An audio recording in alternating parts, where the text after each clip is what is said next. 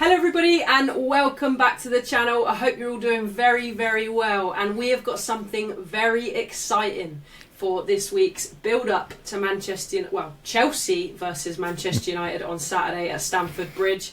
I have got my very good friend Kai from Behind the Dugouts joining us this evening for my first YouTube collaboration. What a long way we've come.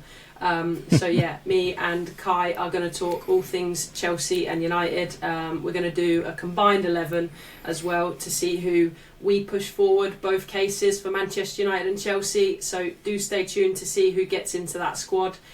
We've got a few questions for one another as well, but it will be a very, very interesting video. So please do consider giving it a watch the whole way through. I do warn you, it is a good one. It is a good one. So do give it a watch. But Kai, I'm going to start off talking about the game on Saturday. Obviously, it's a big game for both of us. We've both got a lot to fight for. How do you think it's going to go? What do you expect of Manchester United on Saturday? I don't know what to expect of Manchester United. How do you think we're going to come at you on Saturday? And is there anything that particularly worries you about us for Saturday? Firstly, thanks for being the first. You know, it's a real honour to be the first one on your channel. This weekend, look. It's a big one. It is a big one, you know, for many different things. I mean, we've definitely had a massive fall off, and it doesn't look like it's getting any better. But I know you guys aren't particularly going through the best of times as it is anyway. But whenever we come up against United, it don't matter if you've lost 6 to 10 games in a row. You always turn up against us, and I don't know what it is, but you always seem to find that extra gear. So I'm not going to lie, I'm a little bit worried. It's definitely going to be a difficult game. The one area that we have most of our problems is our defence, and that will be our back line and our goalkeeper. Like, they scare the living life out of me. Yeah. And your attack is clicking. You know, you've got Sesko banging in a few goals. Cunha, he's so good on the ball. He definitely can create some problems. So it is an area that I think is going to be a place that you can exploit. And we're not even mentioning Bruno the assist Fernandes in there, who, you know, he can create things out of nothing.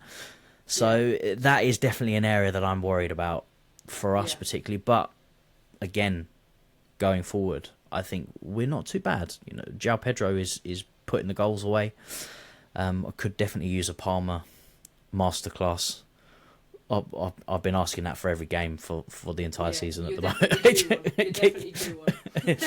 Yeah, I'm definitely due one. I think we've suffered enough, so it will be a good time for him to turn it on for this game. But no, I'm definitely looking forward to it though. I don't think it's going to be a bore fest.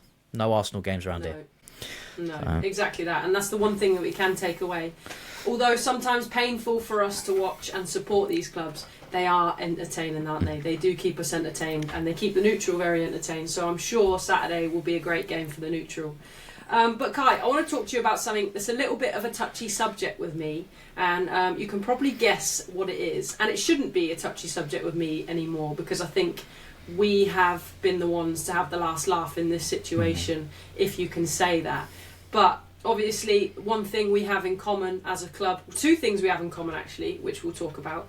One of them being Alejandro Garnacho, and the other being Mason Mount. Now, obviously, Mason Mount came to us a lot longer before Garnacho went to you. But do you see Garnacho playing a part in the game on Saturday, or do you think it will be like the previous fixture and Garnacho won't get a minute?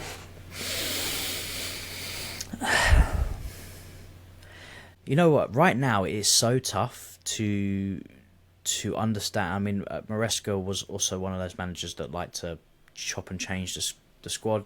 Virginia seems to do the same thing. So it's so difficult to actually pinpoint who is actually going to start, and not many of our players are actually on form right now. So it don't really matter.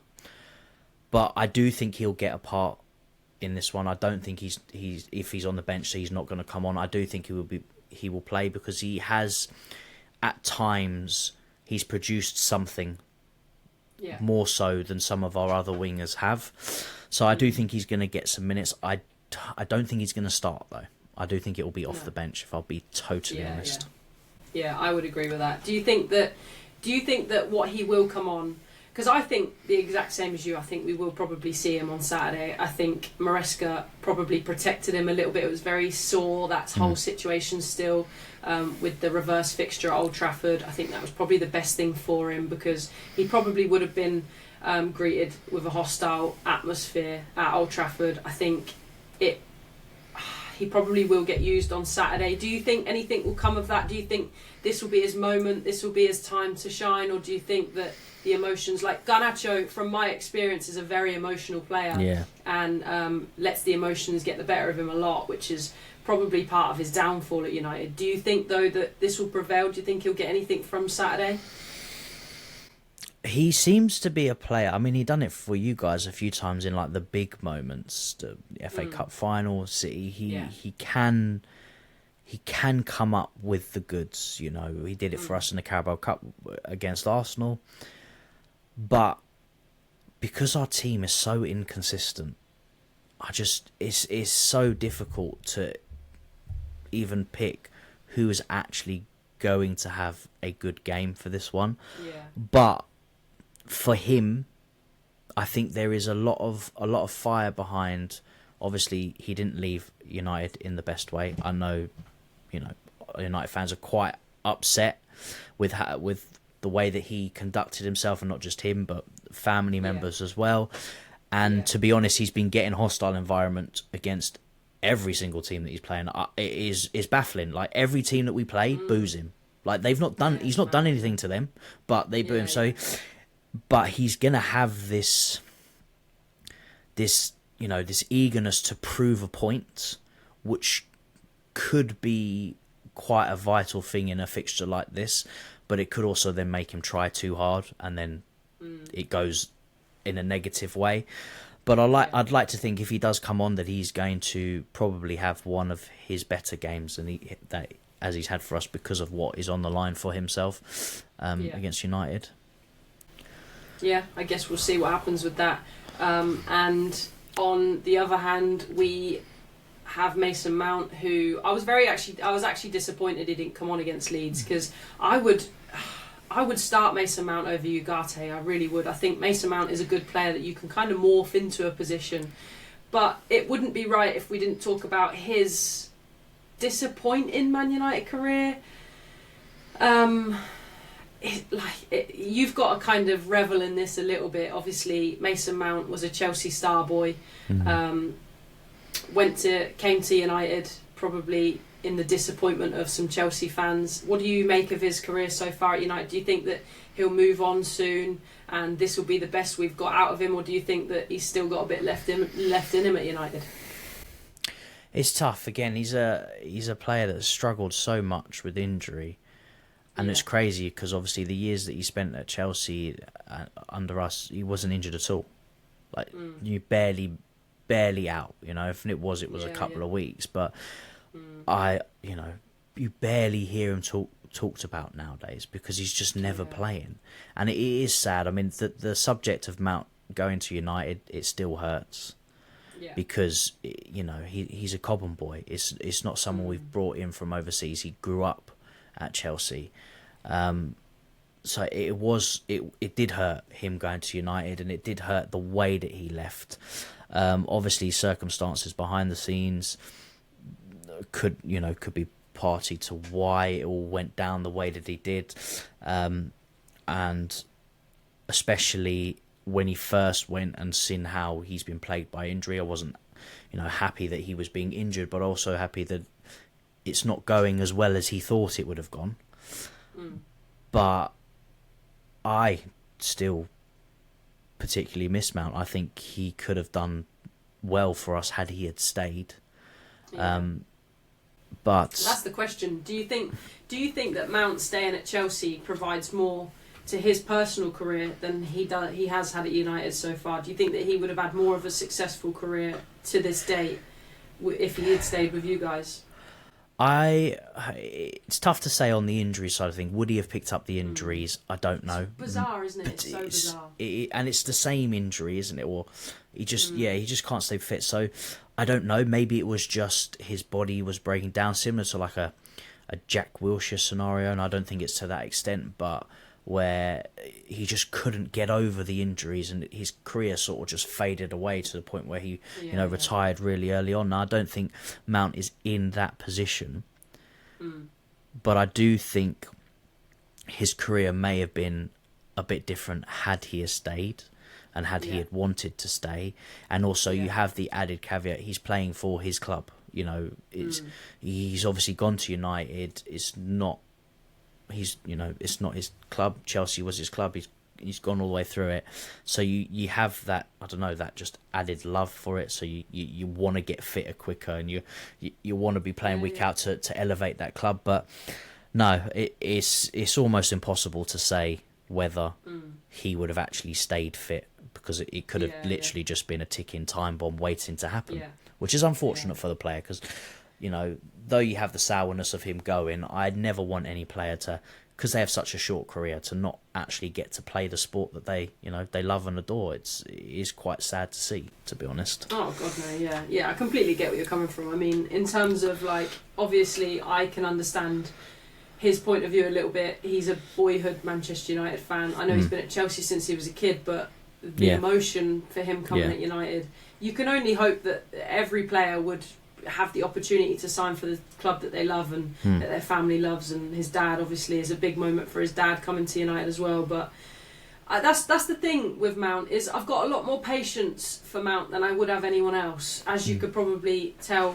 previously in my match reactions, in this video itself. My patience is running thin with the likes of De Ligt and Martinez. But Mount, I've just got that little bit more time for, because I don't know, there's just something about him that I think we've really missed out on so far, and you can't completely blame him for that, but it's just a shame, isn't it? It's just a shame. And I know how good Mount can be. Obviously, he was a huge player for you guys at Chelsea, and I hope that he can come out of it and stop getting injured so much, but I very highly doubt it at this point. If it's been as bad as it has been so far, then I struggle to see it kind of improving on that. But you're in a particular situation that we were in and still kind of in with Reece James. There's so much love for him. Like, you know, he's a player that we just want to succeed, because he is Chelsea through and through.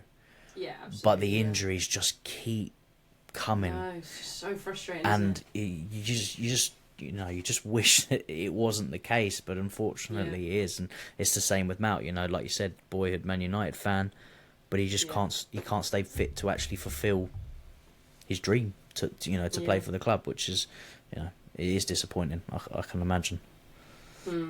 So on that subject then, we spoke a little bit about Bruno Fernandes. Obviously, would be huge if Bruno Fernandes was to move on. I think it's only right we speak about one of Chelsea's most important players, in my opinion. He doesn't seem like he is his happy self. I think he's struggling with the change of managers. I think he's been a lot quieter this season. He hasn't quite hit the heights that we've seen him. What is going to happen, Kai, with Cole Palmer? I mean, Cole Palmer, the best thing about Cole Palmer, and probably the worst thing about Cole Palmer, is Cole Palmer knows how good he is. So, does he stick it out at Chelsea? Does Cole Palmer's eyes start wandering? What do you think will happen? What do you think will unfold in that situation? I don't like this. I don't like this topic. You did it to me, alright? You put me on the spot about my Bruno. Fair. Palmer. Look, I think with the state that the club's in, you know, and obviously we spoke about the protests at the beginning and things like that. The state that the club is in, I can't really put it on the players if they are looking outside, because they are tired of being in this situation, tired of being run, tired of having managers changing every 6 months to a year. You know, it's like a revolving door at the end of the day. Now, on the manager side, he was one of those players I don't think was particularly happy with Maresca. He didn't wish him well when he left. And when Rosenior did take over, he did start to play a little bit better. Obviously, for me, it still looks like the injury is plaguing him, and he's not fit enough, which could be part of the reason why he's not enjoying himself. Yeah, the changes is not helping. The tough thing about Cole Palmer, and I say this to a lot of Chelsea fans, is the guy never smiles anyway. Like, he hardly ever smiles. So to know or to try and go, oh, he doesn't look happy. He doesn't look happy he was scoring 30 goals and he didn't look happy. You know what I mean? So it is really... it's really tough to say. Obviously, for us, we're in a really poor moment well, not just now, but for quite a while. So... anytime a player looks a little bit unhappy or says something that can be taken away, that the media's on it and they're public. I mean, how many times have you seen Cole Palmer wants to go back to Manchester? He misses Manchester. Well, he hasn't said it, has he? He hasn't, you know. So, it's adding fuel to the fire to make it look worse than it is. But I think, with the way our wage structure works, I don't know if you know too much about it, but it's on an incentive base. So being that we got into the Champions League last year, all the players got a pay rise. And if we miss out on it this year, which could be a possibility, the way that we're going, these players are going to now take a pay cut. Yeah. So that and miss out on Champions League football. And again, football is such a short career. They want to be playing at the top level, and like you said, he knows how good he is. Oh yeah, absolutely. So could he be tempted by team at a higher level to continue playing Champions League football, to continue to express himself? Cole Palmer is a player that I think just needs to let loose. Just don't shackle him, don't rein him, just go freedom, get in the final third, mate, and do whatever you want. And that's exactly what he didn't get at City, isn't it? And that's why he hit the ground running so quickly after, is because he could just express himself. Yeah. And Rosenior's tried to do that. He's tried to give him freedom. But I just don't think he's ready to come back. I don't think he's fit enough. I don't think he's gotten over this injury yet. And obviously the team itself is not up to scratch. And a lot of players just don't seem to be on his wavelength, which... is a lot of the reason why our attacks break down all the time. So he just looks frustrated, a frustrated figure. So I want him to come back. I want him to just be the Cole that we know. Yeah. We all know how good he can be, can't we? Like, exactly. Bloody hat-tricks against United. I want him to stay in the form he's in at the moment, and slightly quieter, because I still haven't forgiven him for that hat-trick against us. 2-0 up and he bloody scores a hat-trick. Yeah, and the thing is, that's what he can do. When he's on it, on his day, that's what he can do. He's not managed to do that this season. Even when he does, get a little bit of form, it doesn't last too long. But he's not a player that I think... I mean, the club will be very hard-pressed to sell him in the summer. It's going to take a hell of a lot of money. But I also don't think, with the rumours about Enzo Fernandes potentially going, I don't think we're going to sell all our key players. It would just be stupid for the club to do that. And I think, I completely agree. And I think what we've seen of Cole Palmer so far, obviously Chelsea getting him out of a particularly difficult situation at City, wasn't getting any minutes at all. I think what we've seen of him, he should give Chelsea the benefit of the doubt. I think he's a very demanding player. He demands a lot of the players around him, demands a lot of his manager, possibly as well. But I think he should trust the process and just try and wait it out at Chelsea, because you guys are in the same position as a lot of other clubs are right now. Only Arsenal and City really have built that up, and even Arsenal to a point. Like, there's something not right there as well, I guess, if they do bottle this league. But I think because everybody else is in such a difficult position, and there's no real front runners at the minute, that I think he'll probably give you guys a benefit of the doubt. And I can't see him leaving this season, especially next season maybe, or the season after if things don't improve. But this season, I think he's pretty stable where he is, and I think he'll stay. I think it'll be a blow to him if you don't get Champions League football, but I don't think it would be the end of the world. Yeah, I mean, Champions League.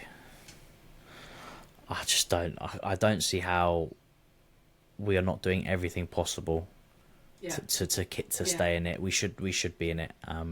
But the way that we're going is not looking scary. It's not looking great. Even with potentially up to 6th place being an option, and we're still looking like we might not even get that, because it's quite. It's been quite a competitive, yet I'd say a very underwhelming in terms of football league this season. I don't think any team, even though Arsenal are where they are, have looked great. I think everybody just looks poor. Bar a few of probably the lesser sides have done better than expected. I mean, I think Brentford have had a stellar season considering what they've lost. But Sunderland have had a good season. Sunderland as well, coming up from the Championship, amazing. I mean, some of their players, like Granit Xhaka's probably for me one of the signings of the season. What he's done to that side. So there are some caveats to it, but in terms of the whole, the league hasn't been particularly great. The football's been dead. No, you're definitely right in that. What is an interesting game this weekend? There's a lot of narrative surrounding this game. Obviously, for us, we've got the big protest happening where it's not just our fans. We've actually got the Strasbourg fans, which is our multi-club model team that the ownership have, that are also coming over to protest. And then you've got the Champions League spots, which are slowly pulling away from us, but it is helping with the teams above us, dropping points, which does help. But on the protest, I thought it is a question, I don't want to spend too much time with it, but from a rival fan, from a fan that's not a Chelsea fan, and if I'm not mistaken, you guys don't particularly like your owners either. What do you think about the protest? Do you think it could maybe solve the problem that we have? Because, as you know, we clearly don't like our owners. Or do you think it's a waste of time? I think it's good when fans take up the energy that they can. I think they need to. I think it's the only kind of voice that they do have. It's frustrating as a fan because all of our support goes towards the team that we're supporting. It doesn't go towards... internally it's not meant to go towards the owners, but ultimately they do benefit from them because it is money in their pockets. But we don't see it as that as fans. That's the most frustrating thing, is we see it as this is our livelihood. Like I say it almost every match reaction, as sad as it is, this is some people's livelihood. This is some people's release. There's some people that, like, at the end of the day, they've got stressful jobs, they've got stress at family, they've got a lot going on, times are hard in like economical situations at the moment.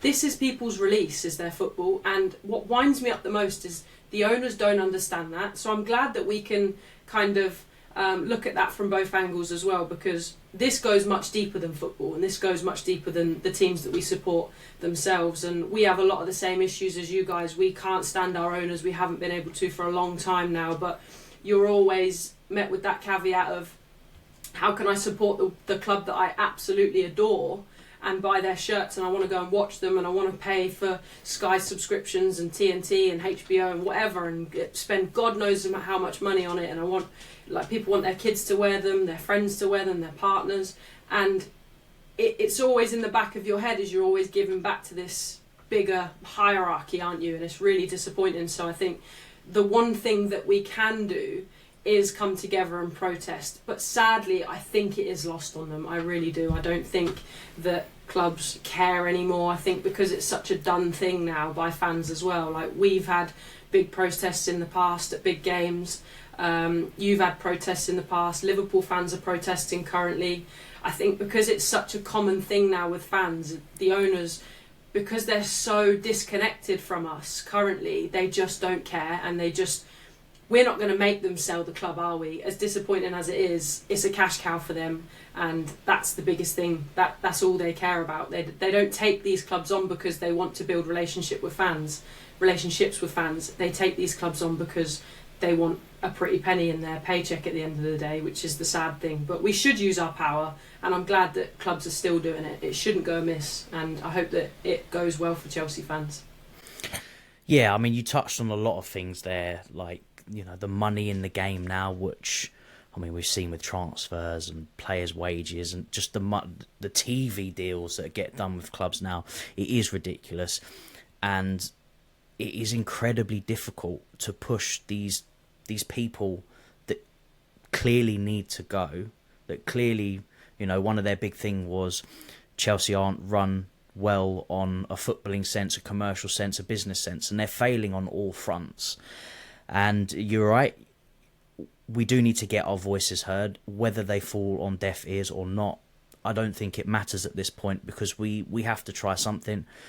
But the biggest thing, and this is probably one of the reasons why it's been difficult for me personally, is I try not to get wrapped up too much in the negative, but when it is so negative and there is so many problems surrounding the club, it becomes difficult, especially, you know, entering the YouTube space so early, you know, new to this now. I want to talk about the football. That's all I want to talk about. But at the moment, I can't, because all the decisions that are causing the problems they are a bit football related, but it's not on the pitch in terms of how the players' performance, which is what I would love to focus on, but you just can't at the moment. And I don't think I could ever not buy a Chelsea shirt, because I love my club. You know, I want to support them. I want to wear their merch, you know. Yeah, and it's not because I want the owners to do well. It's just because I want to, you know, support my club. And I'll always support the team regardless of what's going on upstairs. But I can't sit and not say anything about what is going on, because I think, you know, you then become a little bit part of the problem if you just turn a blind eye to it, which I don't want to do. So I'm fully behind the people that want to protest, and I think that we should, you know, freedom of speech, it's a powerful thing if it's used in the right way. So I do think it's a good thing. How much effect it will have, only time will tell, but it's not going to be a one and done thing, and that's what I tend to stress to a lot of the Chelsea fans that are for it, is you can't just do it once and expect it to change. It's going to take a long time. At least from the outside looking in, the new manager bounce, it worked, but I think it is starting to wear off a little bit. What do you think? I mean, do you think, maybe it's too early, but do you think Carrick's the guy, or are you looking outside? I think, like you said, I think it's still far too early to tell that. A lot of people made their minds up on Carrick when we beat Arsenal, when we beat City, when we had good results, when we beat Tottenham. I think people then made their minds up on Carrick, but I can't. I really can't. And I genuinely do think there isn't somebody out there that's going to completely just fit into us as a manager and they're going to fix everything straight away. I think that's naive to think of it that way. I do think there's probably somebody out there that can control it better than Carrick has. I don't know who that is. I don't know. I'm not going to say who I think that might be, because I'm not good in that position. I'm not somebody that can make that decision. And I think a lot of people need to realise that is there are people that are employed by the club to make that decision and hopefully get it right. I think as fans in the past, we've had a lot of say on who would be manager of Manchester United. I think the appointment of Ten Hag was very fan heavy. I think Manchester United are the structure of Manchester United is very, very spineless, and we have had on a lot of occasions them put out feelers for who they think we should sign, them put out feelers for who we think we should get in as a manager, and they do listen to the fans. And I think the fans at this point need to step back and go, I don't know, because I don't know. I really don't know who's going to come in. I think the best managers out there are already occupied in other jobs.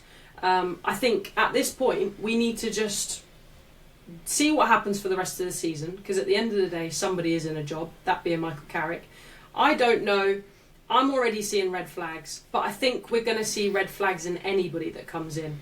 I think he's had really good results, and I think last night was his worst result in that appointment as a Manchester United manager. I think he didn't only get the starting lineup wrong, he got the substitutions wrong.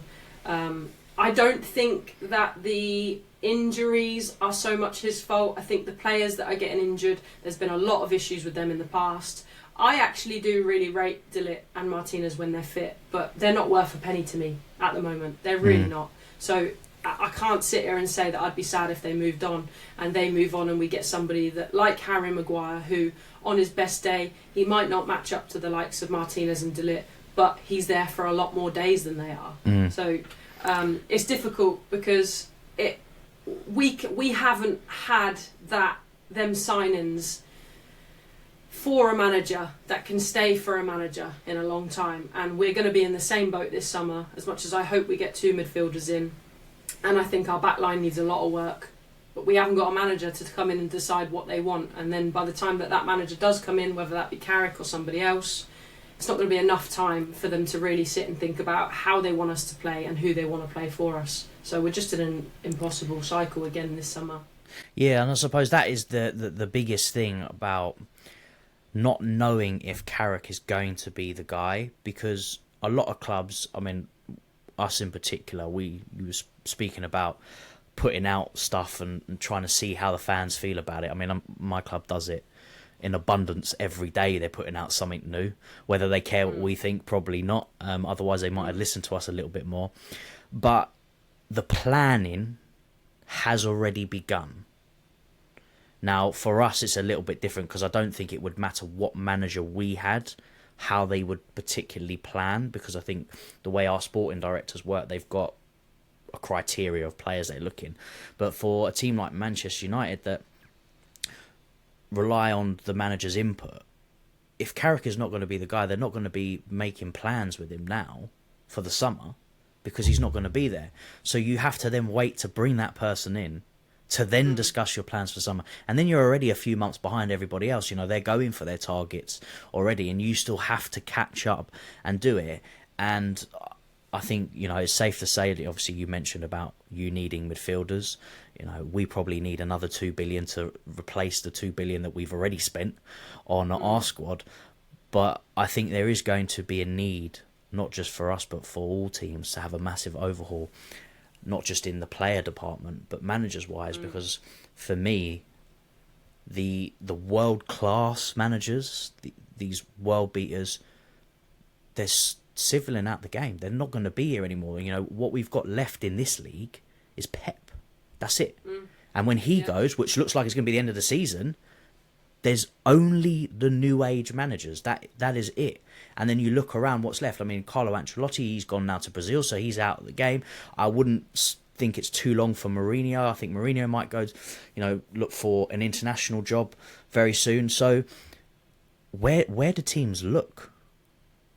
Like, what's left? It is now taking a punt on someone new to see, you know, how are they going to cope in the future. And I think that's kind of what they tried to do with Amarim. I just think they forced it too quick, and clearly he wasn't the right fit for United at this time. But it does lead me in to the summer.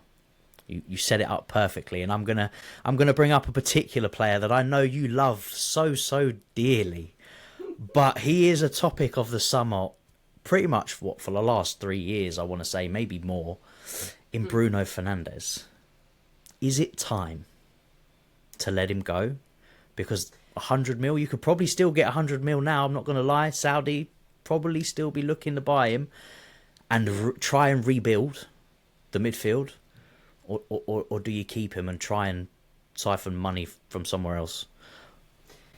The situation with Bruno's been our shining light in very, very dark times. He's easily been our best signing since Sir Alex Ferguson. I think he will be a legend of United. He's already got the stats to back it up. I absolutely adore him. I think he's everything that... I know he's very controversial. People say, he's a terrible captain, he's this, he's that. I don't see it at all. I absolutely love the guy. I absolutely adore him. And a lot of people say, we need to get rid of him soon, we need to get rid of him. But legends like that, you don't get rid of. You do keep them till... It doesn't matter. I think some players are bigger than money. Some players are bigger than, let's cash out on him. It's like that gentleman agreement between Liverpool and Salah. Salah is such a Liverpool legend that they want Salah to leave in the right way. They don't care about how much money they get. And I think it's easy for us to sit and say that as Manchester United because we don't necessarily need the money as much as other clubs would. like smaller clubs or less fortunate clubs that don't bring in as much revenue as we do probably would have to cash in on Bruno Fernandes, but I don't see that we're in that position that he is the one that we need to cash in on. There's a lot more that I think we need to focus on getting rid of before we even consider getting rid of our best and most valuable player.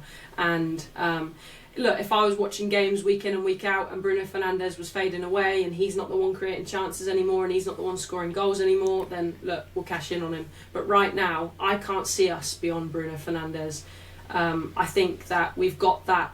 We're going to get that attacking line improved. I think it already has improved in Cunha and in Buemo and Sesko, but it's still, I feel like without Bruno Fernandes we're two separate teams. He's the one at the moment that links us in the middle, and with the uncertainty between Casemiro leaving in the summer and we already need to fill a vacant midfield position with him going, that shouldn't even be a conversation at the moment, I think, getting rid of Bruno Fernandes. So he's priceless to me, and that might be a decisive opinion, but I adore him. I think he's what I want every player to turn up to every game like. I want them to uphold his standards constantly. He's a legend, and I think he will go down as a United legend, so I don't want him going anywhere anytime soon. Yeah, I mean, he's like, from a rival fan perspective, you can see the qualities there, but he's annoying. He is annoying, but you're right. This is one thing I think you have the edge on us is we've got littered youth and inexperience throughout the squad. You're potentially going with an incredibly young 2 centre-back partnership if Maguire's not available. But what you've got is some experienced heads around, like the Brunos, the Casemiros, that have been around the game, that have, won things, that have played for a while, and Bruno being your captain, it brings a lot of leadership, something that we, sorely miss in quite a lot of our departments. But he is someone that you can count on, where you need that within your squad. You want to not necessarily build around him because obviously he's getting on now. I want to say he's like 32, is it? Yeah. So, but what you want to do is bring someone in that can learn off him and take that experience. And I agree. I think there are areas that need a lot more love and a lot more care. I think your partnership behind him in terms of Casemiro, who is a quality player and was amazing in his day, but his legs are gone. I think Ugarte never had legs. He's can tell by your face. You need some mobile midfielders to work behind Bruno to allow him to express himself and have a bit of freedom. And when you don't have that, is where you see his weaknesses exposed. And I think that's some of the problems that United do have with that. But it's one of those, we said it's the owner's decision, and that's a lot of cash if it comes in. Where I've seen the rumours of the players that you've potentially been linked with, and Baleba, who was in the summer, still talking about him. He was 100 million at the time. Probably dropped in stocks a little bit this season because Brighton haven't had such a great time. Adam Wharton's another one. He's going to cost an arm and a leg. And I think anybody else that you're going to go for is probably going to cost in and around the same, because the pricing now is absolutely ridiculous for players. So it is interesting, but I wanted to put that in there because I know how much you love him. And it's definitely controversial between Man United fans because some love him, some can't stand him. But he's close to, it's the Premier League assist record, isn't it, that he's going for this season? He's only 4 away, I think. Yeah, so I mean, in 5 games, so he's got a little bit of time. Hopefully he gets 0 this weekend, but you know. Right. Now, the goalkeeping position, right? You can have this one, because honestly, I don't rate any of my keepers. But if you want to argue against it, you're more than welcome. But it would have been interesting last season, wouldn't it? yeah, definitely. We would have had an argument last season. Definitely. I mean, I think most goalkeepers would probably pip Onana to anything. I mean, I would have even stuck a centre back in there, to be honest, rather than having Onana. Yeah. But very true. Yeah, very. Larmans has definitely. I mean, I was on. I did a live with Spilder T. Lou.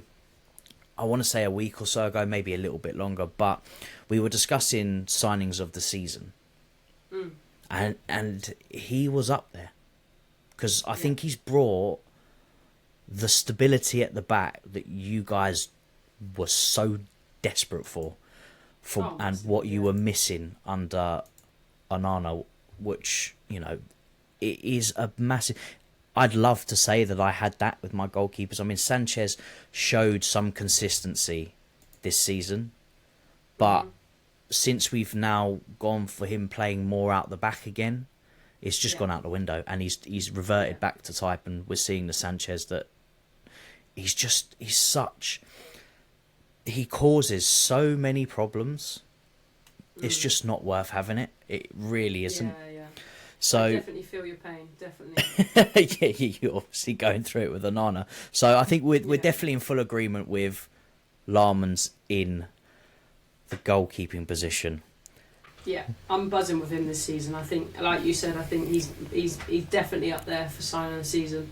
Just that confidence that he gives us in the back, and somebody to take control of that back line and take control of the actual box as well. I'm just delighted that he's there, and he just does everything nice and simple, doesn't overcomplicate it, and I really do think that he's got a very, very high ceiling. So I'm excited to see how his career progresses, and I hope that he'll be in a United shirt for a long time. No, definitely, and he's quite young, isn't he? I want to say is he 23? Or is he a little bit younger than that? 22, yeah, 22 or 23. So, you know, and goalkeepers, they last forever, don't they? Yeah. Like, you got keepers that 22 as a keeper is about 13 in real exactly. life, It's ridiculous. They do last a while. Right back. Well, like you said with goalkeeping, I'm going to let you have this one all day long. Oh, it's got to be Reece, isn't it? It has got to be Reece. When he's fit, obviously. At the moment, injured again, which is detrimental to us. Regardless of fit, if we were going to go with obviously fitness at the moment, Reece James sadly being injured, I think I'd still put Gusto in ahead of Dalot, and Mazraoui last night was shocking. So he's not giving me much hope either. So yeah, definitely Reece James. If not, I'm still giving you that position with Gusto. But you've got a real gem in there as Reece James, and I think he is maturing like fine wine as well. He is.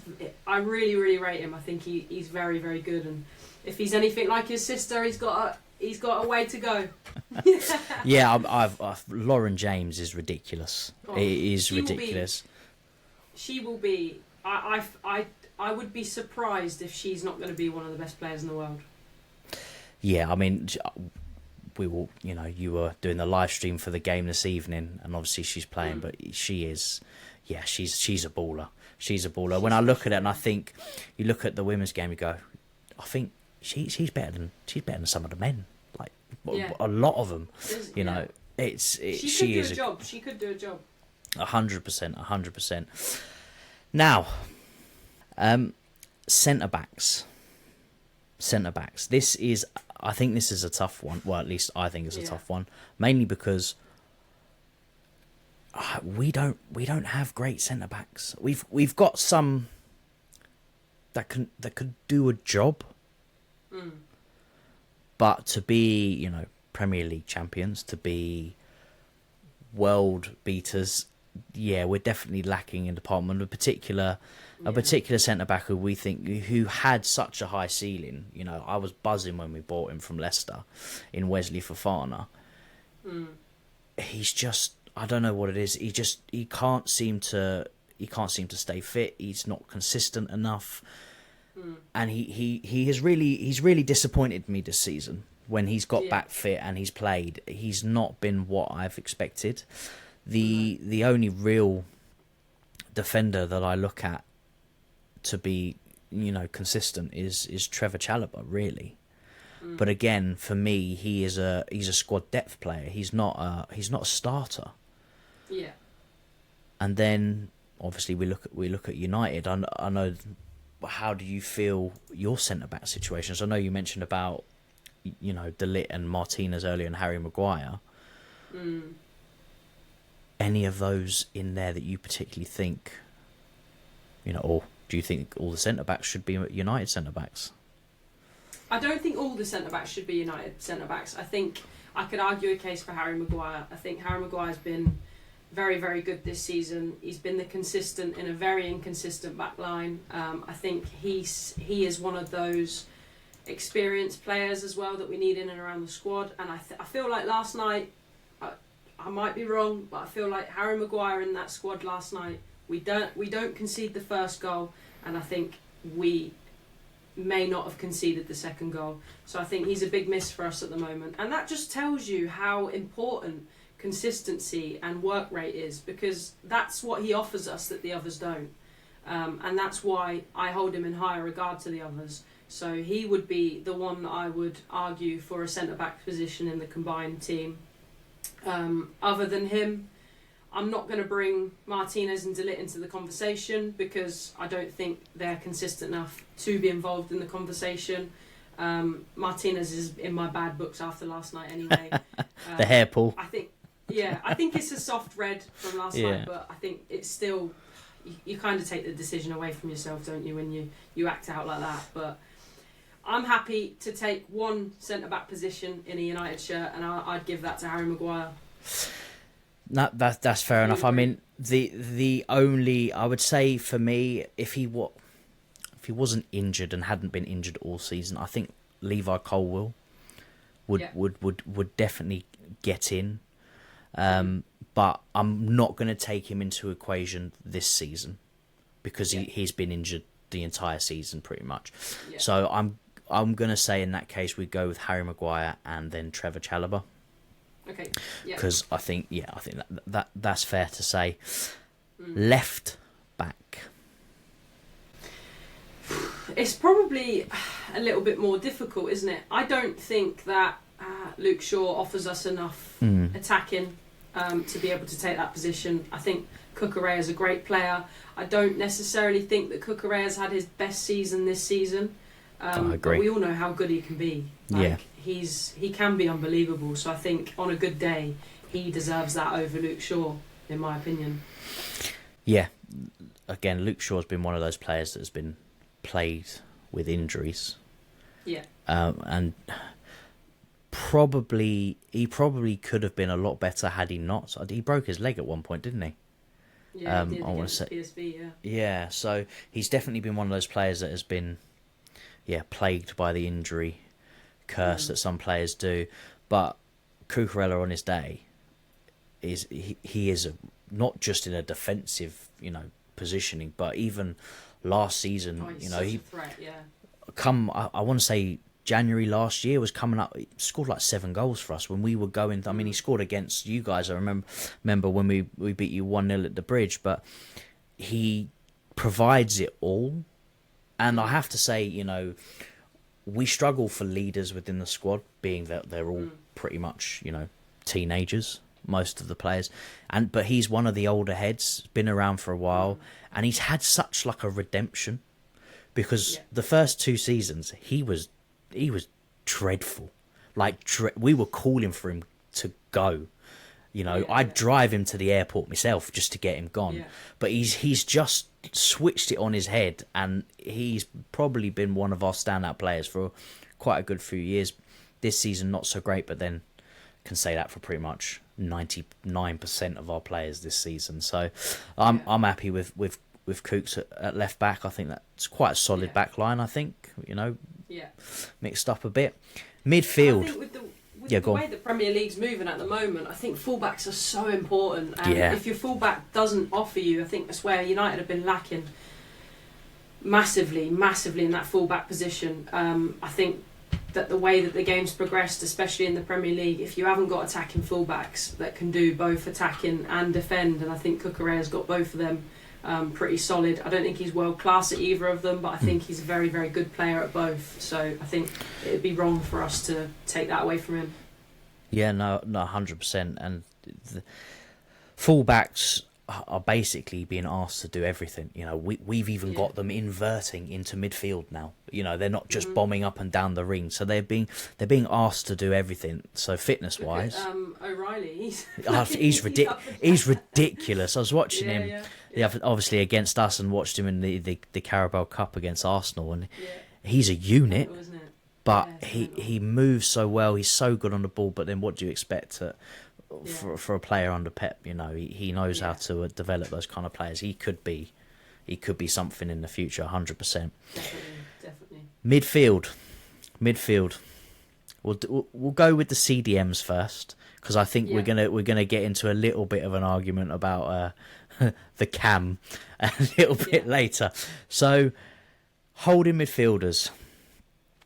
For me, there's one guaranteed in there, and that's Moises Caicedo. It's got to be. He gives you defensive, the defensive solidity. His energy. He's good on the ball. He provides defensive from the back. He'll provide the defensive unit in the attacking sense as well to win the ball back high up the pitch. Again, another player that didn't start too well when he came to us, but my God, is he shown what he can do now? He's phenomenal. He really is. I wanted him before you got him, and ever since that, I've been devastated that you got him over us, because he is really, really, really world class, and I think he's very underrated as well. I think he's a great midfielder, and any club genuinely would be lucky to have him. Yeah, I mean, and the thing is, like, we complain about having young players, but when you've got someone like him that is young, the ceiling is so high. Like, he's only going to get better with experience and understanding more of the game and things how he's gone. So I'm super happy with Caicedo and what he brings. He does. I mean, since he had the sending off against Arsenal, he's definitely dipped. But like I said, most of our players have this season. So there is that little bit. Sometimes he's just a little bit too rash, too quick into challenges, and gets himself silly bookings. I mean, at the moment, I think he's on 9 yellow cards. One more, he's banned for a few games. So he's got that side of things. But when you're asking him to do the job that you're asking him, it's very difficult not to be like that, because he's trying to win the ball up the pitch. He's trying to get it back quickly. He's trying to break down attacks. So, and especially with how refereeing is, and we're not going to delve too much into that because that's another story. The way refereeing is at the moment, it's so easy to pick up a yellow card right now. Oh yeah. So ridiculous. It's a whole nother nightmare, that. It's 100%. But we need to give him a partner. We need to give him a partner. Is there anyone you would like to put forward to partner him in the midfield? See, it's difficult for me because obviously we can't deny what Casemiro offers to United. I think Casemiro on his day is still got that world class aspect in him. I think he's actually done really well in the Premier League since coming in. I think that he is going to be missed by United, but I think his days are over. There's a lot of people now still asking for him to stay, but I don't think that's what's best for him or the club, so I'm glad that he's standing firm on that. I absolutely adore Kobbie Mainoo. I think Kobbie Mainoo can be as good as he wants to be. I think he'll be a big player for United. I'm glad that we are going to renew his contract, hopefully, touch wood. We're in the last stages of that. It's very difficult to pick between those two. I think I would go, because I think Caicedo will do Mainoo's job, and I think just the lack of experience, I think there wouldn't really be a need for Mainoo in there next to Casemiro, because I think they're next to Caicedo, sorry, because I think they're quite similar players. I think that is what I want Mainoo to be eventually, is Caicedo. Yeah. So I think I would put forward Casemiro for that position next to him. I don't know how you'd feel about that. Yeah, I mean, midfield is probably the position that we are most stacked in terms of like quality. You've got Enzo Fernandez, Romeo Lavia, Andre Santos, who seems to be having quite a good run for us, but I can't see it. Obviously Lavia barely can stay fit. Enzo has Enzo problems. He does provide a lot for us, But one thing that we desperately want in the squad is experience, and having a player like Casemiro would definitely bring in that experience. So I'd be fine with partnering Casemiro with Caicedo, because at least you get the engine of Caicedo. I think they would complement each other quite well. Yeah, definitely. We're gonna skip the 10. I feel like we're gonna do the 10 last. I think that's I think that's the best way to go. There's no conversation to have there, Kai. We'll go with the left wing, because again, this is a position I would be happy to concede, because our left wing is dead. It's dead. Yeah. So the only person I could possibly put up for a debate, and that's only because I have to create a debate, is sticking Pedro Neto out on the left. But for his, and this is probably one of the biggest things that's talked about Neto, is he provides so much to the team defensively, but his attacking output is just not good enough, not what you expect from a winger, and we've been crying out for him to do more, and he's just not providing it. Yeah. So I'm all open to suggestions for your left-hand side and who you can put up for it. I will ask you one question here, okay? So my question would be, can you imagine Cunha in your team? Yes. And would that improve your team? I think so, yeah. So we'll have it there then. Yeah. I genuinely think with this combined team that we've got so far, I think Cunha is just that.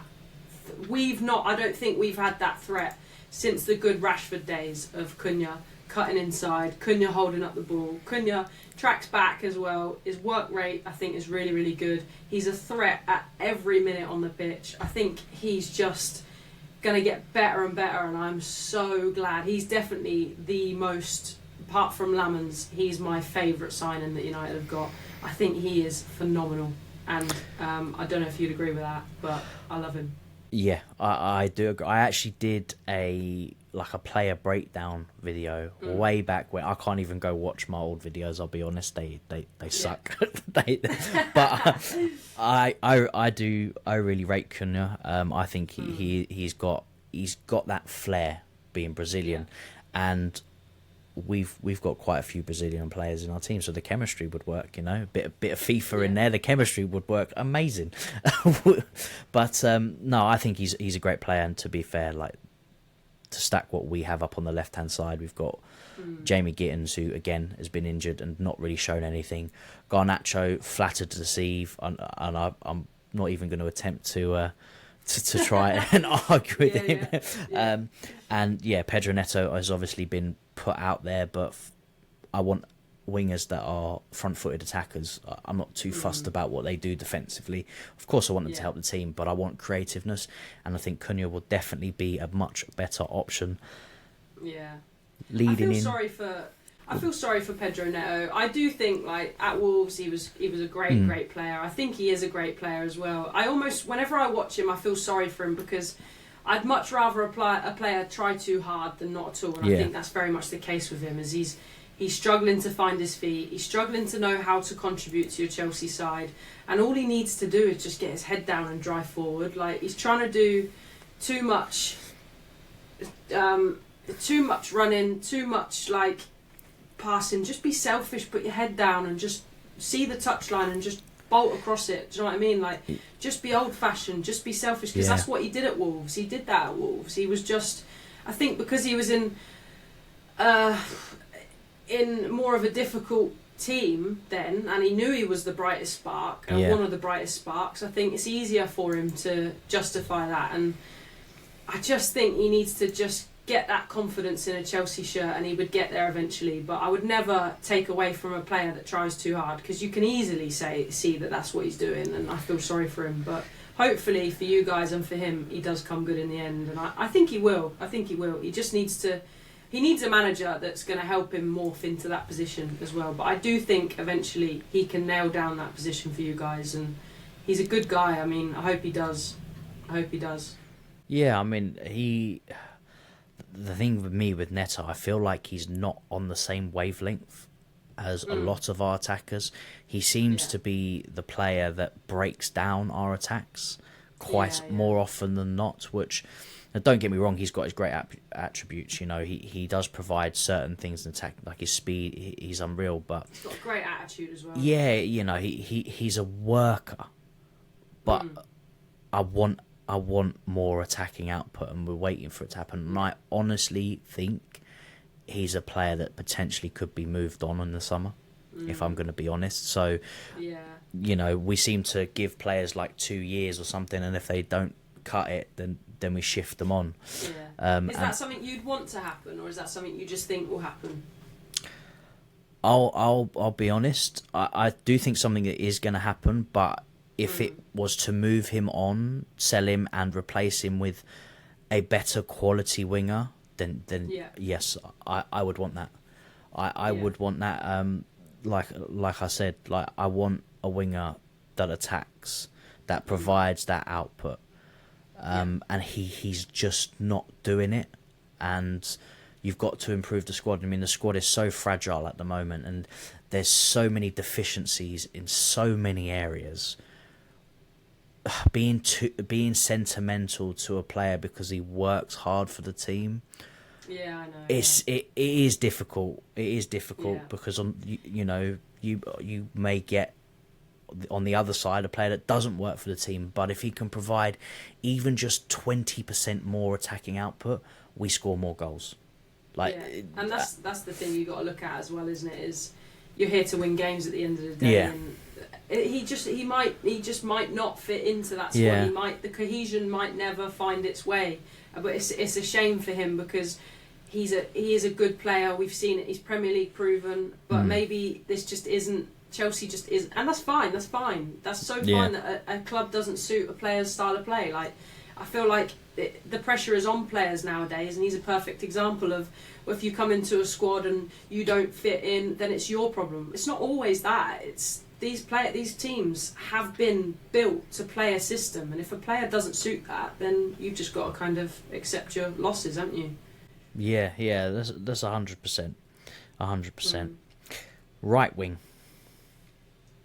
Another interesting one. Yeah. So, for me, and I know he's young, but he gets me off my seat, man.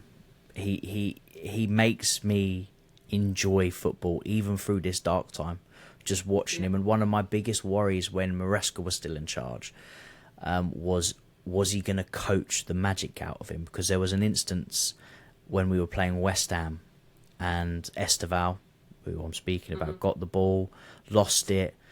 On about the halfway, they scored, and he was like, you know, he needs to learn that he can't do that. But I'm sitting there going, don't say that to the kid.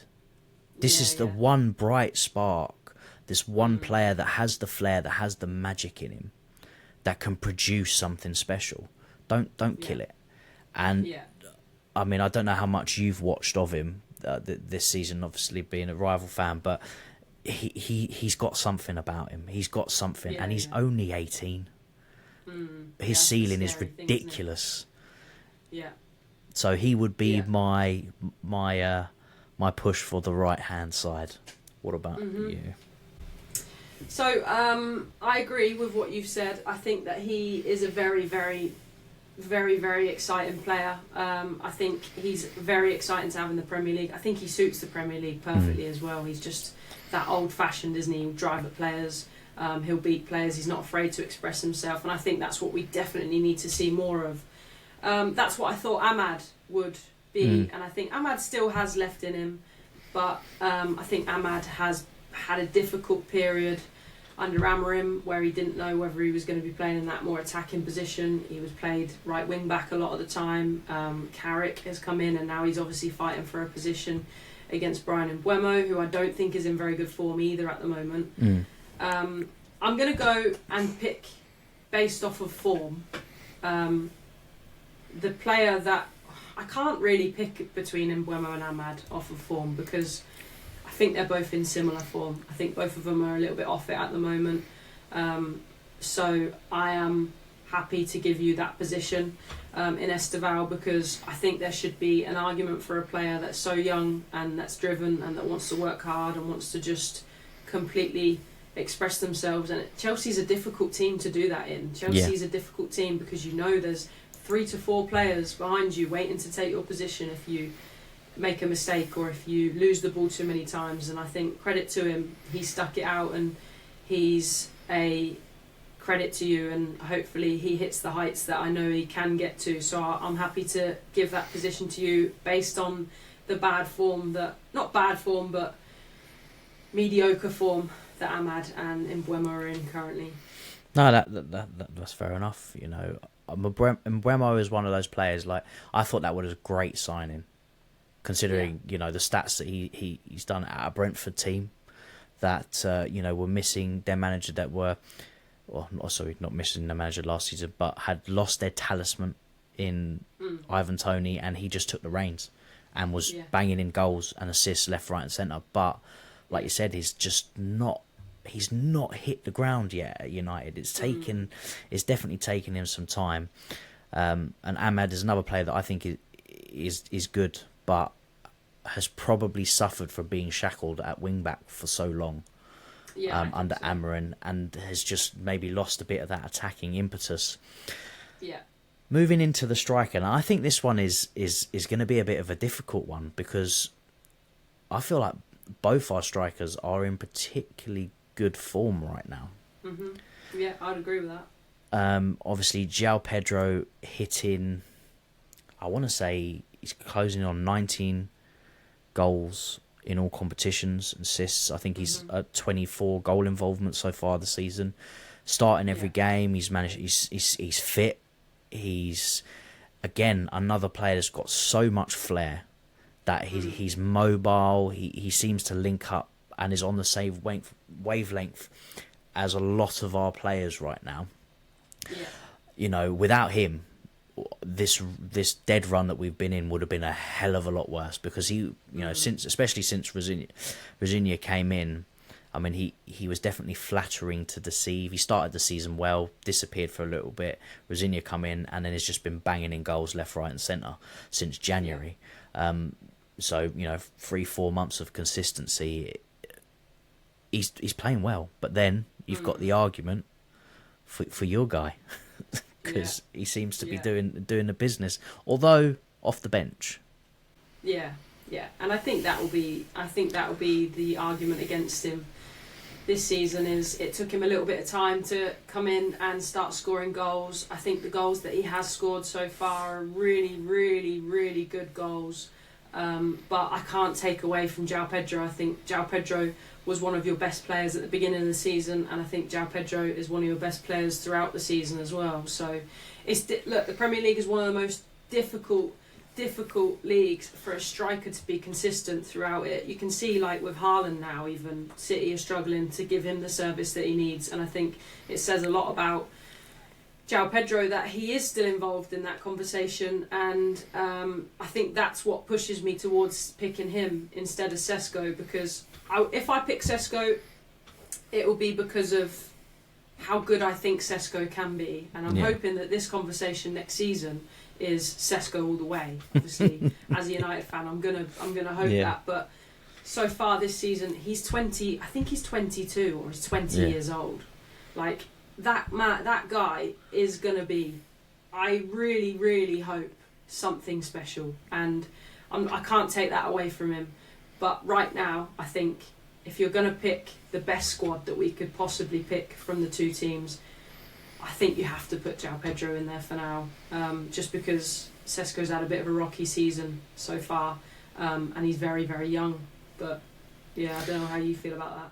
Yeah, no, I think it's definitely a fair point. I mean, Sesko's definitely come to life, to the latter part of the season, which is an important time, especially for you guys. I mean, once Amarin left and Carrick come in, you've basically skyrocketed up the league.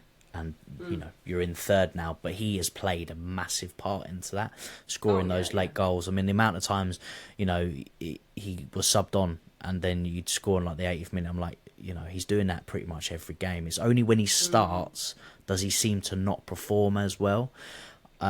I think I mentioned it in your chat the other game. Maybe he has a bit of the touch of the Nachos, where he can't start games, but he comes off the bench and he does amazing. But again, he's young. It's still early doors, but it's definitely there's definitely a player in there. But based on form, and even on, I mean, if you want to go into the financial aspects, I mean, João Pedro cost us 55. Yeah. You know, the return that we're getting for him is, you know, is more than happy with that. 100%. You know, he's either matched or bettered Jackson's first season, and then prior to Jackson, all the strikers we had back until Costa weren't hitting 15 goals a season. So we've been starved of a striker that can put in. I still want more from João Pedro, but in the difficult time that we've been going through, he's still been popping up with the goals. So, no, I think you know, it's fair to say he should be starting up top for this team. And then we move into the 10. The main man. And if we was going to have this conversation a season or two ago, I think it might have been a bit more difficult, especially under Poch. I don't think there'd be any argument of him not getting in this side, but I look at last season, he didn't perform that great. I look at this season, he's been plagued with injury, and he's just not performing. He doesn't look happy. It's so hard not to have Cole Palmer in this team. Just thinking about him not being in the team, it's so difficult, but I know who you're going to try and put in there. Yeah. Go on, say it. Just shoot me down. Just shoot me down. I just don't think there's an argument there. I really don't. I think not because I don't think Cole Palmer is a great player, because I think Cole Palmer is an unbelievable player, and I really, really do rate Cole Palmer. But I don't think there's an argument there for any squad in the Premier League this season. I think Bruno is the number 10. He is just the... When you think of a cam position in the Premier League at the moment, he's one of the first names that comes to mind, if not the first name that comes to mind. That is him out and out. I think there is very little players that can provide as much as he can. I think Cole Palmer is not far off him, but he's not there yet for me, Cole Palmer. I think Bruno Fernandes is having one of the seasons of his life, and it would be very difficult for anyone to get in above him. So, you know what I'm saying? I don't have to say it. You already know what I'm saying. Look, and I know there's going to be some people probably in the comments going, "Oh, put Palmer on the right. Palmer can go on the right." But for me personally, I prefer Palmer in the middle. Though, is it? I prefer. I know he had the amazing season under Poch where he played on the right. I get it. Yeah. But for me, he's a cam, and he can see the game and he can control the game when he's in the cam. But if I'm gonna be fair, and I can't do it. If I'm gonna be fair and base it on form alone, and not even just form alone, but consistency over the last, we mentioned earlier, like 7 years. You're gonna have to say it. I'll concede it to Bruno. I think his numbers don't lie, and his consistency don't lie. Hey, look though, Kai, I've dropped some bloody names tonight that I never thought I would. I can't stand Cucurella. I can't stand the bloke because he's good and he's annoying and he's just irritating. And I absolutely adore Bruno Fernandes, and I can never understand when people say they can't stand him. Yeah. But I completely. I mean, it's just he's phenomenal. He really is. He's phenomenal, and I love him to bits. No, he is fair, and again, the numbers don't lie. At the end of the day, the numbers don't lie, and he has produced it. All you have to do is just blame it on the stats. You blame it on the stats. It's the easiest way to do it. But no, I think that's a decent combined 11. I definitely think it would. We'd have less stressful time. I think we'd actually get a few more good results. But no, I think it is a good starting 11. What do you think? Yeah, no, I'm happy with that. I think that is good. I think both of us have weaknesses in areas that I think luckily with this combined 11, I think that we excel.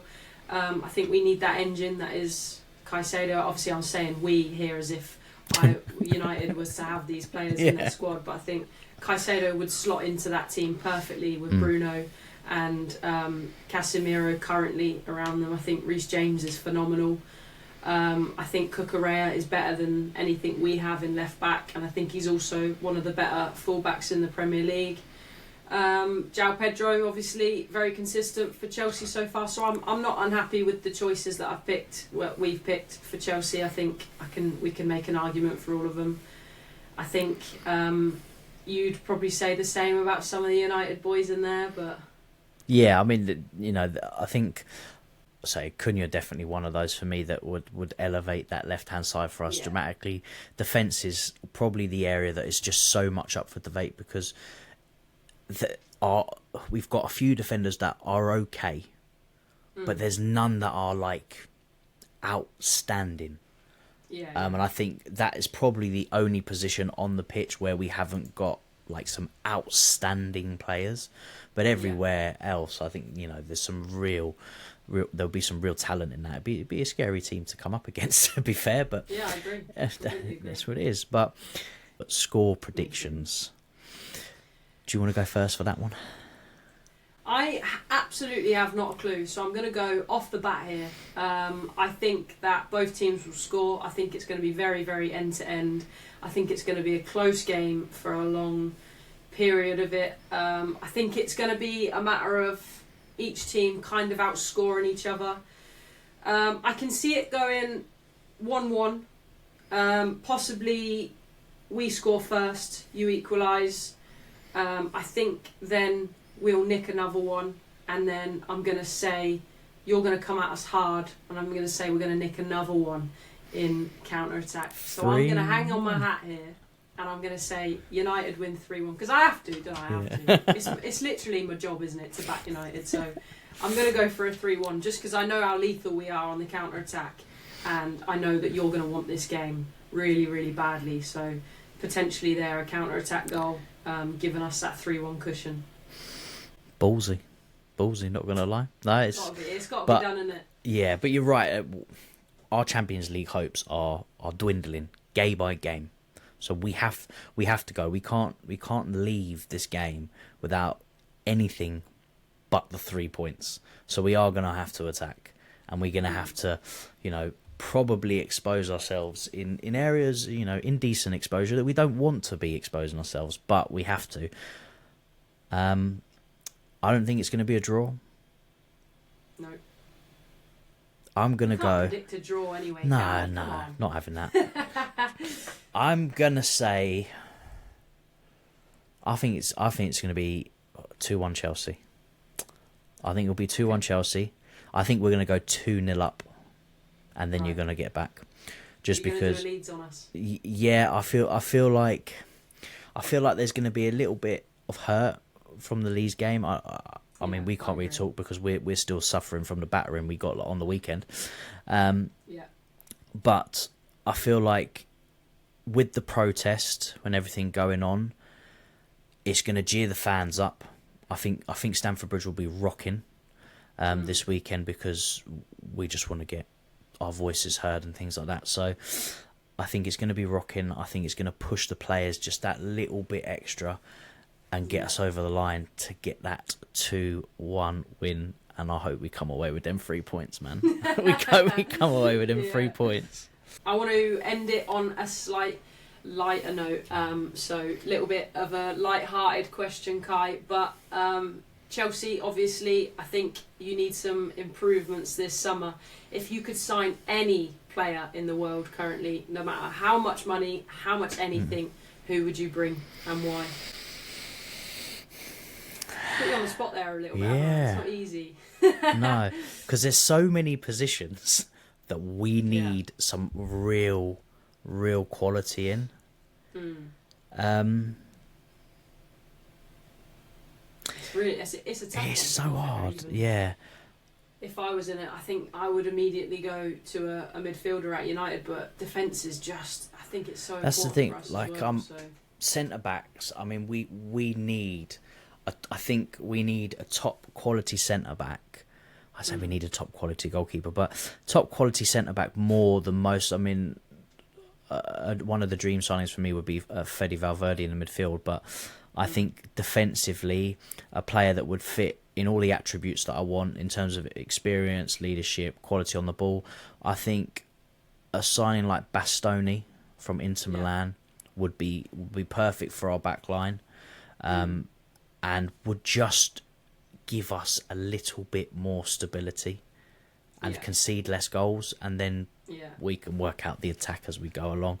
But again, you know, and you're probably in a similar boat, there is goalkeeper, centre-backs, midfielder, wingers. There's so many areas where we could use some top quality players, which, you know, we're shackled in certain areas. No. I think it's the area we've been... Defender and a striker, two areas that we have been poor in for a long time. Obviously, we had Thiago Silva, who, even when he came free this season, I know he's gone to Porto, I would have taken him then, even though he's 41 years old. He's just... ages like fine wine. He's quality. But apart from him, it's been dead. It's been absolute dead. So yeah, Bastoni for me. I think that's a good answer. I think that's a very good answer. Bastoni is obviously a world-class player, and I would agree with you in terms of Chelsea's probably biggest weakness. Where I've watched them this season, I think just shambolic defending really is. But yeah, we will end it on that note. Thank you, Kai, so much for making the appearance.